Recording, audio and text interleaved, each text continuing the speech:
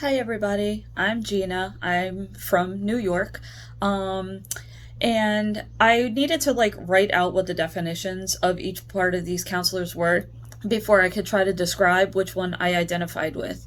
So according to the text, Introduction to Counseling, Integration of Faith, Professional Identity and Clinical Practice by Simmons et al. In 2020. A Christian counselor operates through Christian faith and relates a person's problems through Bible scripture. It is very religion based, and they must have the theology knowledge as well as their licensing obligations for counseling.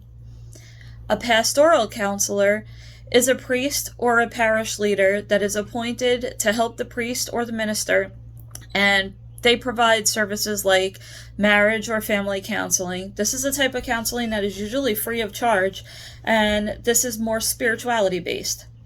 A lay counselor is someone that has no professional degree that is available for church members to talk to. I most identify with wanting to be more of a professional counselor operating from a Christian worldview.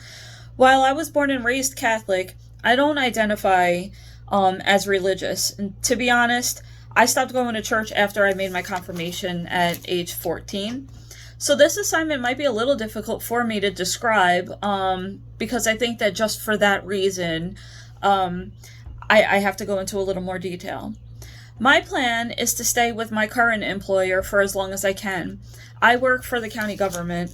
In the government job, church and state must remain separate. So I'm not allowed to require clients to go to AA or NA. They can by choice, but I'm not allowed to discuss religion with them, but only on the surface as a part of getting to know their background information into cultural diversity. I'm not allowed to tell them that God or a religious being has to be their higher power or for their spirituality. As described in a journal article written by Love and Talbot, all human existence has a spiritual aspect. Historically, humans have found meaning in work and family, community, and shared faith. When I explain spirituality, I tell them to look for what centers them. I suggest for them to really take into account their surroundings, study their relationships, and really take the time to be in tune with their own emotions and triggers. As a counselor currently, I stand 100% behind the ethical principles that I offer. I offer services to a client and always explain that whatever direction they choose is their choice. I also explain the potential consequences for the choices that they make. I explain that I am here for them and all stays confidential unless they intend to cause harm to themselves or to someone else. A person cannot be a good counselor if they are not their client's number one cheerleader in improving their mental well-being. When I say something to a client, I mean it.